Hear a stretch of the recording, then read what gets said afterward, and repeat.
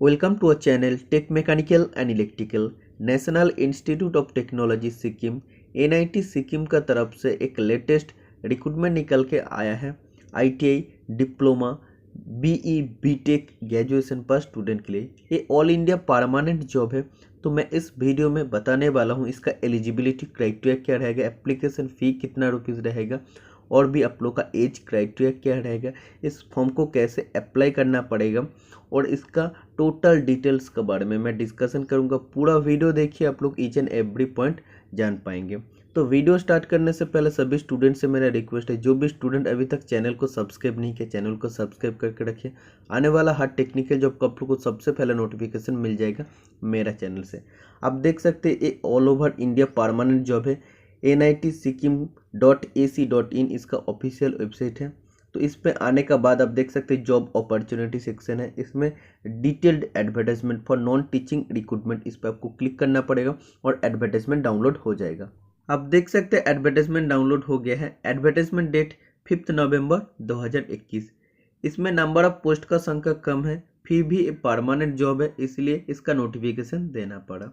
बहुत सारा स्टूडेंट चाहते हैं जब ज़्यादा वैकेंसी आएगा तब फॉर्म फिलअप करेंगे, और ऐसा भी स्टूडेंट है जब कम एक दो पोस्ट होता है उसमें फॉर्म फिलअप करते हैं, उसमें कंपटीशन भी बहुत कम होता है, तो उसमें उन सभी स्टूडेंट इजीली जॉब को क्रैक कर पाते हैं। ठीक है, तो अगर पोजीशन, पे level as per 7th CPC और नंबर ऑफ पोजीशन का बात करते हैं तो आप लोग को कैटेगरी वाइज वैकेंसी भी देखने को मिल जाएगा।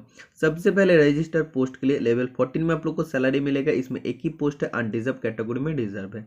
ओके, इसके बाद असिस्टेंट रजिस्टर के लिए आप देख सकते हैं फाइनेंस और अकाउंट जो डिपार्टमेंट है, इसमें लेवल 10 में आप लोग को सैलरी मिलेगा, एक पोस्ट है अनरिजर्व कैटेगरी में। इसके बाद साइंटिफिक ऑफिसर और टेक्निकल ऑफिसर लेवल 10 में आप लोग को सैलरी मिलेगा, एक पोस्ट है अनरिजर्व कैटेगरी में। इसके बाद एग्जीक्यूटिव इंजीनियर लेवल 10 में आप लोग को सैलरी मिलेगा, एक पोस्ट है अनरिजर्व कैटेगरी में। इसके बाद टेक्निकल असिस्टेंट जो डिप्लोमा स्टूडेंट के लिए है, लेवल 6 में सैलरी मिलेगा, इसमें 3 पोस्ट है, एक अनरिजर्व कैटेगरी में, एक ओबीसी और एक एससी कैटेगरी में रिजर्व है। इसके बाद सुपरिंटेंडेंट के लिए लेवल 6 में आप लोग को सैलरी मिलेगा, इसमें एक पोस्ट है अनरिजर्व कैटेगरी में, एक रिजर्व है। इसके बाद टेक्नीशियन जो ITI स्टूडेंट के लिए है, लेवल 3 में उन लोगों को सैलरी मिलेगा, और 2 पोस्ट है, एक SC कैटेगरी में और एक OBC कैटेगरी में। इसके बाद जूनियर असिस्टेंट के लिए लेवल 3 में आप लोग को सैलरी मिलेगा, 2 पोस्ट है, एक OBC और एक अनरिजर्व कैटेगरी में है।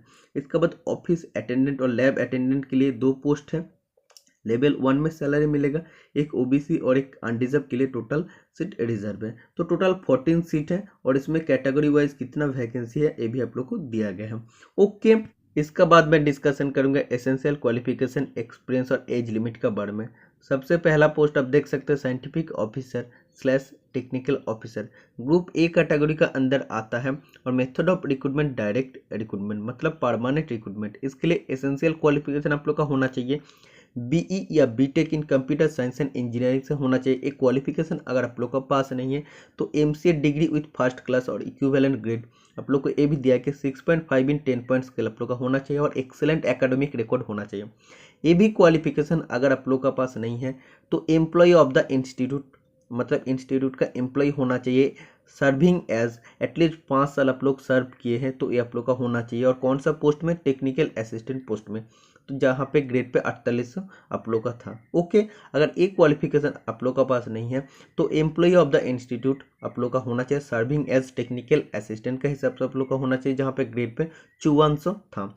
इन payment two with 2 year regular service in the institute, मतलब अगर आप लोग टेक्निकल असिस्टेंट से हैं तो 5 साल आप लोग का काम और सर्विस पीरियड होना चाहिए, और अगर आप लोग टेक्निकल असिस्टेंट से हैं तो आप लोग का 2 साल सर्विस पीरियड होना चाहिए। इसके लिए कोई भी आप लोग का एक्सपीरियंस नहीं मांगा गया, डिजायरेबल क्वालिफिकेशन या डिजायरेबल एक्सपीरियंस आप लोग को मांगा है। ये अगर आप लोग का पास नहीं है तो कोई भी प्रॉब्लम नहीं है, आप लोग फॉर्म को इजीली फिलअप कर सकते हैं। इसके लिए एज लिमिट आप देख सकते हैं, नॉट एक्सीडिंग 35 ईयर्स, मतलब जनरल स्टूडेंट के लिए 35 ईयर्स इसका अपर एज लिमिट है। और बाकी कैटेगरी वाइज स्टूडेंट के लिए आप देख सकते हैं, जैसे अलग अलग कास्ट है, SC ST कैंडिडेट के लिए 5 साल का और OBC कैंडिडेट के लिए 3 साल का रिलैक्सेशन मिल जाएगा। ओके, इसका बाद आप देख सकते हैं executive engineer group A category का अंदर आता है, ये भी परमानेंट रिक्रूटमेंट है। एसेंशियल क्वालिफिकेशन आप लोग का होना चाहिए BE या बीटेक आप लोग का होना चाहिए, सिविल या इलेक्ट्रिकल इंजीनियरिंग से विथ फर्स्ट क्लास आप लोग का होना चाहिए और इट्स इक्विवेलेंट आप लोग का होना चाहिए। ओके, और इसका बाद आपको क्या बोला है, ये क्वालिफिकेशन अगर आप लोग के पास नहीं है तो एम्प्लॉय ऑफ द इंस्टीट्यूट आप लोग को होना चाहिए। जैसे पहला पोस्ट के बारे में मैं डिस्कशन किया हूँ कि इधर आप लोग को बोला असिस्टेंट इंजीनियर का हिसाब से आप लोग को पे बैंड 2 का हिसाब से ग्रेड पे आप लोग का 48 होना चाहिए, और जहाँ पे आप लोग को 5 साल सर्विस किए तो ये अगर आप लोग के पास है तभी आप लोग अप्लाई कर सकते हैं। और अगर आप लोग असिस्टेंट इंजीनियर का हिसाब से जहाँ पे 5400 ग्रेड पे था 2 साल काम किए तब भी आप लोग इसको अप्लाई कर सकते हैं। और इसके लिए जनरल स्टूडेंट के लिए अपर एज लिमिट 35 ईयर्स है। ओके, इसके लिए कोई भी वर्क एक्सपीरियंस नहीं मांगा गया है, तो आप लोग इस फॉर्म को बिना एक्सपीरियंस से भी भर सकते हैं। इसका बाद आप देख सकते हैं टेक्निकल असिस्टेंट, तो इसमें कौन सा ब्रांच अप्लाई कर सकते हैं, electrical engineering, mechanical engineering, civil engineering, इन 3 ब्रांच अप्लाई कर सकते हैं। परमानेंट रिक्रूटमेंट है, इसके लिए आप लोग को होना चाहिए फर्स्ट क्लास और इक्विवेलेंट ग्रेड इन बीई और बीटेक होना चाहिए इलेक्ट्रिकल, मैकेनिकल और सिविल इंजीनियरिंग से। और अगर आप लोग का बीई या बीटेक नहीं है तब भी ठीक है, तो आप लोग का फर्स्ट क्लास डिप्लोमा होना चाहिए इलेक्ट्रिकल, मैकेनिकल और सिविल इंजीनियरिंग से। तो कोई भी एक ब्रांच से है तो आप लोग फॉर्म को फिलअप कर सकते हैं। अपर एज लिमिट जनरल स्टूडेंट के 30 ईयर्स रखा गया है, इसके लिए कोई भी एक्सपीरियंस इधर नहीं मांगा है। इसका बाद आप देख सकते हैं टेक्नीशियन पोस्ट जो ITI स्टूडेंट के लिए है, तो इसमें एक ग्रुप सी कैटेगरी का अंदर आता है, डायरेक्ट रिक्रूटमेंट है। एसेंशियल क्वालिफिकेशन आप लोग का होना चाहिए intermediate from a government recognise board आप लोग का होना चाहिए। और इंटरमीडिएट मतलब 12th में आप लोग का 50% मार्क्स अगर आप लोग का है, उसका साथ अगर आप लोग का 1 साल का भी ITI कोर्स है तब भी आप लोग इस फॉर्म को डाल सकते हैं। तो कौन सा ब्रांच से या कौन सा ट्रेड से होना चाहिए, इलेक्ट्रिकल और इट्स इक्विवेलेंट, मतलब जैसे इलेक्ट्रिकल ITI का अंदर आता है, इलेक्ट्रीशियन आता है, ऑटो इलेक्ट्रीशियन आता है, तो ये सभी पोस्ट इसमें अप्लाई कर सकते हैं। और एक क्वालिफिकेशन अगर आप लोग के पास नहीं है तो 10th में आप लोग का 60% मार्क्स होना चाहिए, उसका बाद आप लोग का 2 साल का ITI सर्टिफिकेट होना चाहिए। कौन सा ब्रांच से, तो अब देख सकते हैं जैसे मैं बता दिया हूँ कि इलेक्ट्रीशियन, इलेक्ट्रिकल और ऑटो इलेक्ट्रीशियन से अगर आप लोग का है ITI सर्टिफिकेट तो आप लोग इस फॉर्म को डाल सकते हैं। तो ये भी क्वालिफिकेशन अगर आप लोग के पास नहीं है तो diploma in engineering of 3 years duration, तो डिप्लोमा होना चाहिए 3 साल का इलेक्ट्रिकल और इस इक्विवेलेंट फील्ड से आप लोग का होना चाहिए। और अपर एज लिमिट जनरल स्टूडेंट के लिए 27 ईयर्स है। इसका बाद आप देख सकते हैं जूनियर असिस्टेंट पोस्ट है, जिसमें आप देख सकते हैं ग्रुप सी का अंदर आता है, डायरेक्ट रिक्रूटमेंट है। इसमें आप लोग को बोला है इंटरमीडिएट आप लोग का होना पड़ेगा। टाइपिंग स्पीड आप देख सकते हैं 35 वर्ड पर मिनट आप लोग का होना चाहिए। ओके, और नॉलेज आप लोग का होना चाहिए वर्ड प्रोसेसिंग एंड स्प्रेडशीट में। और आप लोग को कोई भी एक्सपीरियंस नहीं मांगा है। अपर एज लिमिट 27 ईयर्स रखा गया है। ऑफिस अटेंडेंट और लैब अटेंडेंट के लिए आप देख सकते हैं लेवल 1 में आप लोग को सैलरी मिलेगा। परमानेंट रिक्रूटमेंट है, इसमें भी आप लोग का होना चाहिए इंटरमीडिएट, मतलब 12th आप लोग का होना चाहिए दोनों पोस्ट के लिए। और अपर एज लिमिट जनरल स्टूडेंट के लिए 27 ईयर्स रखा है। ओके, इसका बाद आप देख सकते हैं एप्लीकेशन फी। अगर आप लोग इस फॉर्म को अप्लाई करना चाहते हैं तो कैसे अप्लाई करना पड़ेगा वो भी मैं आप लोग को बता दूंगा। और एप्लीकेशन फी आप लोग को 500 रुपीज़ पेमेंट करना पड़ेगा जनरल और OBC कैंडिडेट को। बाकी कैंडिडेट जैसे SC ST PWD EWS candidate के लिए कोई भी पेमेंट करना नहीं पड़ेगा। ठीक है, तो आप देख सकते हैं कैसे आप लोग को पेमेंट करना पड़ेगा। आप लोग को DD बनाना पड़ेगा, मतलब डिमांड ड्राफ्ट बनाना पड़ेगा, जिसमें आप दो चीज़ आप लोग को मैंडेटरी होता है। इन फेवर ऑफ, तो इन फेवर ऑफ का जगह डायरेक्ट और NIT सिक्किम आप लोग को देना पड़ेगा। और पेएबल एट, ये दोनों चीज़ का आप लोग को जरूरत होता है। तो पेएबल एट हो जाएगा रावहंगला/गैंगटॉक, तो दोनों में से कोई भी एक पेएबल एट आप लोग दे सकते हैं। ओके, और बाकी आप देख सकते हैं अलग अलग पोस्ट के लिए आप लोग अप्लाई कर सकते हैं। एक से ज़्यादा पोस्ट में अप्लाई कर सकते हैं, इसलिए एक से ज़्यादा आप लोग को एप्लीकेशन फी भी पेमेंट करना पड़ेगा। इसका सिलेक्शन प्रोसेस का अगर बात करते हैं कैसे आप लोग को सिलेक्शन होगा, तो इसका बारे में मैं ऑलरेडी एक वीडियो बना दिया हूँ इसका सिलेक्शन और सिलेबस का बारे में, तो वो भी आप लोग वीडियो देख सकते हैं यूट्यूब में सर्च करके। एक ही वीडियो आप लोग का अवेलेबल हो जाएगा।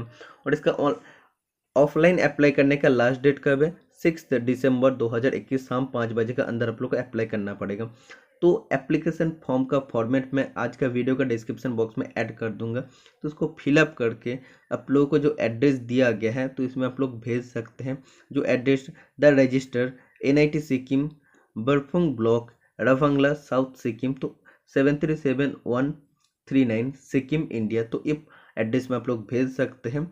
अगर आप लोग ये नहीं भेजना चाहते हैं तो आप लोग को क्या करना पड़ेगा, ये जो मेल ID दिया है आप देख सकते हैं recruit2021@neetsikkim.ac.in, इस जीमेल आईडी पर आप लोग को स्कैन करके भेज देना पड़ेगा। तो मैक्सिमम स्टूडेंट जीमेल में ही भेजेगा, क्योंकि ऑफलाइन भेजने का आप लोग को कोई भी ज़रूरत नहीं। तो कैसे करना पड़ेगा, फॉर्म फिलअप करना पड़ेगा, उसका साथ जो भी सपोर्टिंग डॉक्यूमेंट्स होगा सभी को स्कैन करके एक ही जीप फाइल का अंदर, सिंगल जीप फाइल मतलब एक ही जीप फाइल का अंदर आप लोग को डाल के ये जो मेल आई डी है उसमें आपको सेंड कर देना पड़ेगा। ठीक है, तो अगर आप लोग अप्लाई करना चाहते हैं ऑफलाइन तो आप लोग को सबसे पहले लिखना पड़ेगा apply for the post of, उसका बाद पोस्ट का नेम देना पड़ेगा। जैसे जूनियर असिस्टेंट होता है, टेक्नीशियन होता है, तो आप लोग को टेक्नीशियन डाल देना पड़ेगा। तो ऐसा आप लोग को करना पड़ेगा। ओके, और कौन सा पोस्ट आप लोग कर रहे हैं वो भी आपको लिख देना पड़ेगा। तो इसका बाद मैं आप लोग को दिखा देता हूँ एप्लीकेशन फॉर्मेट कैसा है। एप्लीकेशन फॉर्मेट डाउनलोड करने के लिए आप देख सकते हैं एप्लीकेशन फॉर्म पीडीएफ और एप्लीकेशन फॉर्म डॉक में आप लोग को मिल जाएगा ऑप्शन। तो आप लोग कोई भी एक को आप लोग डाउनलोड कर लेना। तो मैं डाउनलोड करके आप लोग को दिखा देता हूँ। इसका बाद आप देख सकते हैं एप्लीकेशन फॉर्म डाउनलोड हो गया। सबसे पहले एडवर्टाइज नंबर और डेट आपको देना पड़ेगा। इसके बाद पोजीशन अप्लाइड फॉर, कौन सा पोस्ट में आप अप्लाई कर रहे हैं। इसका बाद आप देख सकते हैं डिटेल्स ऑफ डिमांड ड्राफ्ट, वो भी आपको डालना पड़ेगा, जिसमें आपको डिमांड ड्राफ्ट का नंबर, डेट डालना पड़ेगा। डिमांड ड्राफ्ट का अमाउंट, कौन सा बैंक से आप पेमेंट किए वो भी देना पड़ेगा। अगर आप लोग जेनरल और ओबीसी से बिलोंग नहीं करते तो वो एक्सटेम्प्टेड कैटेगरी होता है, तो उसमें आपको यस सिलेक्ट करना पड़ेगा और कैटेगरी का नाम आपको देना पड़ेगा। इसके बाद आपको जो भी पर्सनल डिटेल्स है वो देना पड़ेगा, एड्रेस डिटेल्स आपको देना पड़ेगा। ये सभी चीज़ सेम है। और आप देख सकते हैं टोटल फॉर्म है। तो इस फॉर्म का वीडियो अगर आप लोग देखना चाहते हैं, क्योंकि पहले भी मैं एनआईटी का फॉर्म फिलअप करके बहुत बार दिखा दिया हूँ, सेम टू सेम फॉर्मेट है, बट क्या क्या इस फॉर्म को ऑफलाइन कर दिए हैं। तो बाकी चीज़ आप लोग देख लेना वीडियो से। पिछला वाला जो भी वीडियो मैं पोस्ट किया था एनआईटी का फॉर्म फिलअप करके, तो वो आप लोग देख के इस फॉर्म को फिलअप कर सकते हैं। ऑफलाइन आप लोग को फिलअप करना पड़ेगा।